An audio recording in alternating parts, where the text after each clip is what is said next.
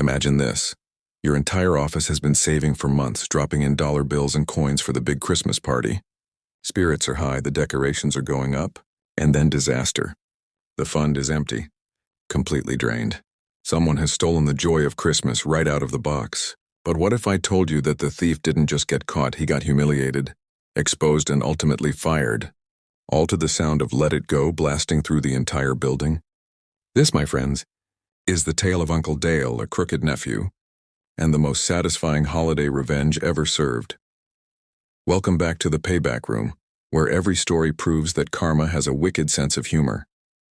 If you've ever dreamed of seeing a bully or an entitled brat finally get what they deserve, smash that like button, subscribe, and grab a snack.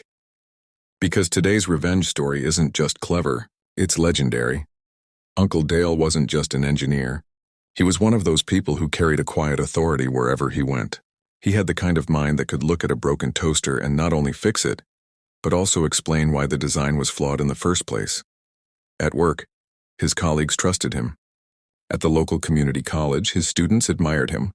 And during the holidays, well, Uncle Dale was practically Santa Claus. Every year he organized the office parties. He decorated, he planned, and most importantly, he made sure there was a fund for food, drinks, and gifts.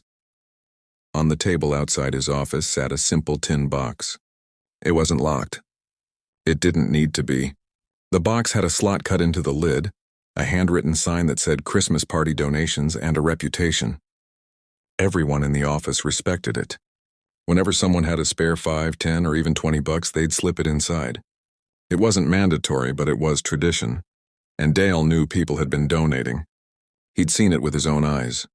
Coworkers sliding bills in, smiling, joking about how they couldn't wait for the holiday feast. But one chilly November afternoon, Dale decided to open the box. And what he saw made his stomach drop. Empty. Not a single bill. Not a coin, nothing. The realization hit hard. People had been giving. So if the box was empty, someone had been taking. And just like that, the warm holiday cheer turned sour. At that exact moment, Dale heard footsteps behind him. He turned, and there was Brad. Now, every office has that one person who somehow gets away with everything. For Dale's workplace, that person was Brad. Brad was the owner's nephew. And not just any nephew. He was the beloved nephew. The golden child who could do no wrong, even when he was obviously doing wrong. Brad was pushy. He was loud.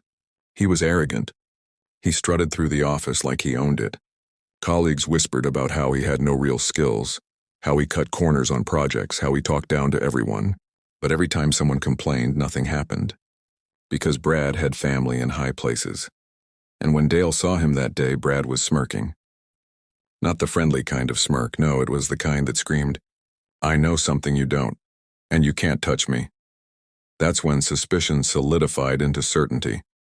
Brad was stealing from the Christmas fund, but Dale wasn't about to confront him outright. Oh no, engineers don't just accuse people, they build traps. That weekend, Dale got to work. He set up a doorbell camera, discreet, hidden, aimed perfectly at the little donation tin. He didn't say a word to anyone except one colleague he trusted. "Do me a favor," Dale whispered the next Monday morning. "Loudly mention that you just put $100 in the party fund." The colleague nodded, grinning. And so at lunchtime, the colleague walked past the donation box, pulled out his wallet, and declared for all to hear, "Just dropped in 100. Hope that covers the eggnog." Not long after, Dale's phone buzzed. The camera app showed it was recording. He watched live as Brad walked up, glanced around, and opened the box.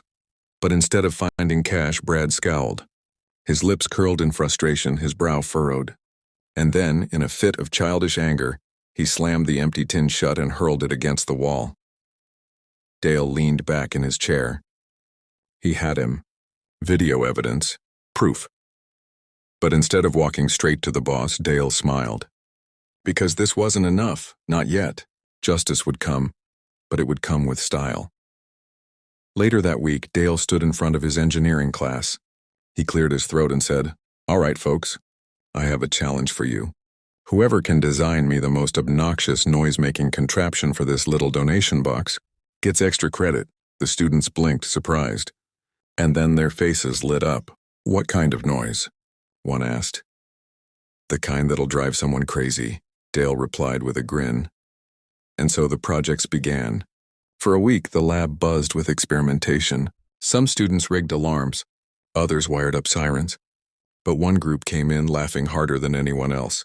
They'd chosen a song that at the time was beginning to wear thin on everyone's patience. A song people groaned at the mere mention of. Let It Go, from Disney's Frozen. The students had carefully removed the sound chip from one of those musical greeting cards, amplified it with clever wiring, and embedded it inside the tin box. They'd glued it down with industrial-strength adhesive, angled it for maximum volume, and designed the hinge so the box couldn't be shut without pressing a secret hidden button. Meaning, once it opened, the only way to stop the music was to endure it. When they demonstrated it, the class erupted in laughter. The chip blared Idina Menzel's iconic voice. Let it go, let it go. Dale nearly doubled over. Perfect, he said. Absolutely perfect. The next morning, Dale casually placed the modified box back on the table outside his office. Well, he announced loudly, looks like someone just donated $50. Then he walked into his office and closed the door, heart pounding. The trap was set. Minutes later, it happened. From down the hall came the unmistakable voice of Idina Menzel, soaring at full volume. Let it go, let it go. The sound echoed through the corridors. Employees popped their heads out of cubicles. Secretaries stifled laughs. Someone shouted, "What on earth is that?" And then came the grunts, the banging, the furious swearing. Brad was at the box, red-faced, yanking the lid, trying desperately to close it. But the song wouldn't stop. It kept playing, louder, higher, more relentless. Can't hold it back anymore. Co-workers started giggling. Some recorded on their phones. The office filled with laughter as Brad flailed, and then his uncle, the boss, arrived. What the hell is going on here? He demanded. Brad froze. Box in hand, music blaring, guilt written across his face. In a final fit of rage, Brad hurled the box against the wall, leaving a dent. The music still played. The boss's face darkened. My office now. 15 minutes later, the office door opened. Brad walked out carrying a cardboard box, not the donation tin this time, but his desk belongings. His uncle had fired him. Effective immediately, but that wasn't all. In his file went 2 damning notes. Do not rehire. Do not recommend. Brad's engineering career was over. And Dale? He sat quietly at his desk, pretending to work, while the faint sound of Let It Go continued to echo from the dented donation tin against the wall. When the holiday party finally rolled around, Dale had one last surprise. As people mingled, drank, and laughed, the lights dimmed. A projector flickered on. On screen appeared the footage from the hidden camera, Brad opening the box, his face twisting in anger, throwing it against the wall.